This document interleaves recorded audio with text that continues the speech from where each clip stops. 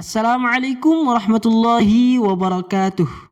Halo guru-guru inovatif, santri kreatif, dan tim desain lembaga pendidikan yang luar biasa. Saya Abdul Hakim, santri, pendidik, dan desainer grafis pendidikan selama lebih dari 10 tahun. Di channel ini, saya bantu teman-teman memahami desain bukan cuma dari sisi teknis, tapi dari makna dan dampaknya juga. Kita lanjutkan bahasan branding untuk dunia pendidikan. Hari ini kita bahas hal penting yang sering diabaikan, yaitu brand guideline. Mari kita mulai. Pernah nggak kamu diminta bikin desain untuk kegiatan sekolah, tapi bingung warna apa yang cocok? Logo versi mana yang dipakai? Horizontal atau vertikal? Ini pakai font apa ya? Udah ganti 3 font, masih nggak fix, masih nggak ACC. Kenapa hasil desain kita sering nggak nyambung satu sama lain? Itu tandanya lembagamu belum punya brand guideline. Brand guideline itu kitab saktinya para desainer lembaga. Dan bukan cuma untuk sekolah besar, madrasah, pesantren, perlu ini. Di video ini akan saya jelaskan apa isi brand guideline secara ringkas. Kemudian, kenapa penting banget untuk lembaga pendidikan. Dan terakhir kita akan berikan contoh sederhananya untuk kampus. Jadi pastikan tonton sampai habis, oke?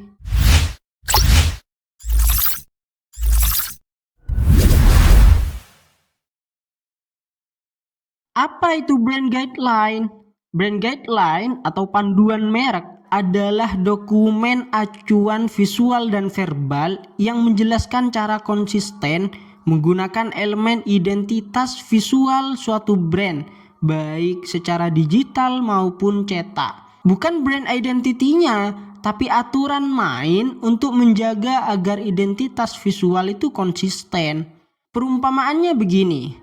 Brand identity yang kemarin kita bahas itu ibarat pakaian resmi santri. Nah, brand guideline aturan pemakaian, warna surban, kerapian baju, kapan dipakai, dan seterusnya. Apa isi umum dari brand guideline itu? Kita tahu brand guideline adalah dokumen. Nah, ini bisa sederhana atau kompleks. Kalau sederhana yang disesuaikan dengan sekolah, madrasah, pesantren, kampus, atau brand edukatif seperti Growth Academia, itu setidaknya ada 7 seperti yang kita bahas kemarin. Logo, palet warna, tipografi, dan seterusnya. Kita gak bahas itu kembali karena yang jelas isi dari brand guideline itu ia 7 elemen dari brand identity. Cuma ini kan lebih kepada aturan pakainya gitu. Selanjutnya, apa manfaat brand guideline dalam dunia pendidikan?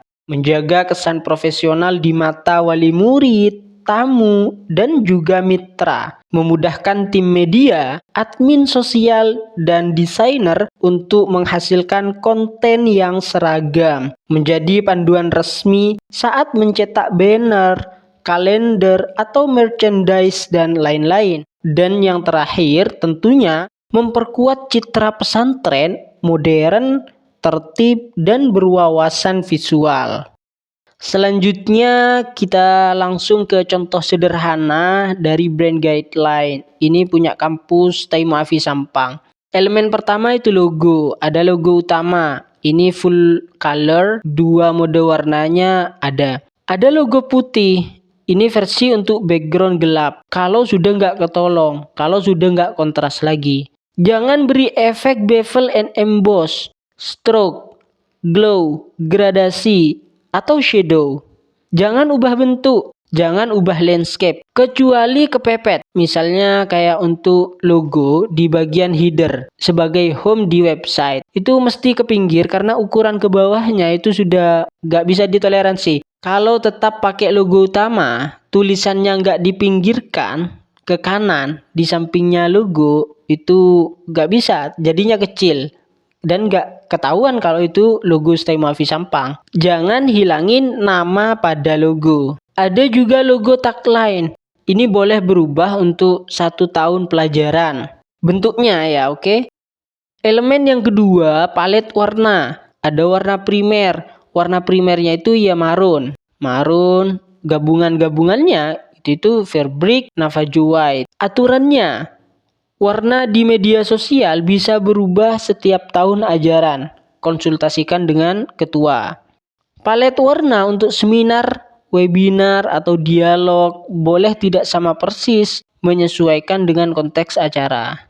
Elemen yang ketiga, tipografi. Ada serif, ada sans serif, pakai 2 sans serifnya. Untuk body text kita pakai sans serif yang nggak berkaki, Barlow, Manrope, Poppins. Kadang saya pakai Inter. Kemudian handwriting, ada font Arabnya juga. Nah, aturannya gunakan maksimal 2 jenis font atau 3.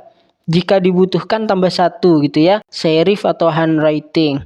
Jangan gunakan font alay. Perhatikan dengan PUEBI atau EYD. Font di atas berlaku untuk kampus. Jika prodi butuh font menyesuaikan dengan tema acara dan mengharuskan font yang lain, silakan, yang penting patuhi lisensi. Elemen yang keempat, gaya visual. Informatif, efektif, formal, kredibel, profesional, elegan, rapi, tidak ramai dengan ilustrasi. Yang kelima, gaya fotografi. Foto jurnalistik. Ini harus ada di setiap kegiatan. Ada candid. Ini untuk pelengkap. Perlu juga ini. Kontrasnya sedang, saturasinya hidup, tapi jangan berlebihan. Tidak menggunakan tone khusus seperti teal and orange color dan sebagainya. Ini kita bukan wedding gitu ya. Tone of voice-nya formal, etis, edukatif, dan tetap islami. Yang ketujuh, aset visual pendukungnya, palet warna identitas, footer media sosial. Yang saya maksud palet warna identitas ini tinggal contek warna gitu ya. Tidak perlu memasukkan kode hex yang 6 digit itu. Selanjutnya, nilai dan visi misi, religius, progresif, dan moderat. Elemen berikutnya, ukuran penerapan visual. Untuk flyer feed berapa, untuk poster berapa, ada semua. Itu harus tertulis. Misalnya enak kalau ditulis, kita akan ingat ke ukuran-ukuran banner yang akan sering berganti bannernya gitu. Untuk thumbnail YouTube dan lain-lain. Berikutnya, panduan tim desain. Ini penting. Gunakan elemen dari guideline ini setiap mendesain. Simpan file resource atau PSD-nya dan hasil JPEG atau PNG-nya. Untuk persona harus PNG. Di Google Drive pada folder yang sudah tertata rapi. Gunakan kode tahun, bulan, tanggal untuk nama folder. Gunakan media pada awal nama setelah kode waktu. Contoh 2025-08-11. Flyernya apa? Atau kode itu kemudian bannernya apa?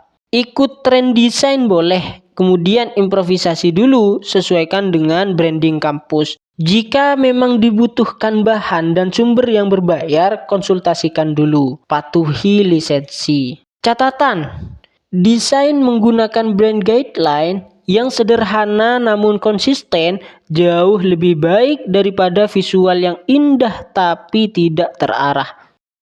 Intinya, brand guideline itu bukan cuma untuk perusahaan besar. Di tangan santri, guru, dan tim desain pendidikan, ini jadi alat konsistensi, kekuatan komunikasi, dan citra yang berdampak. Konsistensi visual itu sama dengan cerminan keseriusan kita dalam menyampaikan nilai.